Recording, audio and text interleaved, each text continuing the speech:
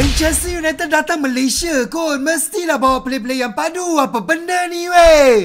Breaking news. Manager Manchester United Ruben Amorim sendiri telah mengesahkan bahawa pemain-pemain utama kelab yang bakal jadi Champions Europe akan bermain kat Bukit Jalil. Kalau sebelum ni abang baca banyak komen, ada yang risau hanya budak belum lepas SPM yang datang lawan pasukan pilihan Asia. Itu pun ada lah, tapi player kegemaran kita dari Bruno Fernandes, Amad Diallo, Harry Dino Maguire dan jangan lupa Onana, serta banyak lagi akan beraksi lawan pasukan Asian All-Stars. Guys, tidak dapat dinafikan ini ialah acara sukan terbesar di Asia Tenggara tahun ini dan memang rugilah kalau ketinggalan. Korang tahu tak, menurut organizer Pro Events, projek ini mengambil masa 2 tahun untuk dirancang dan direalisasikan. Bukan senang bro, pasal banyak negara jiran juga nak minta Manchester United main kat tempat mereka. Last kita yang dapat. Tak tahulah lepas ini bila mereka akan datang Malaysia lagi. Yang terkini hampir 60,000 tiket sudah dijual. Yang belum beli tiket tu cepat-cepat dapatkan kat My Ticket Empire. Sekali lagi, Manchester United Asian All Stars 28 Mei, Bukit Jalil. Kasih panas, kasih mantap, kasih jelas.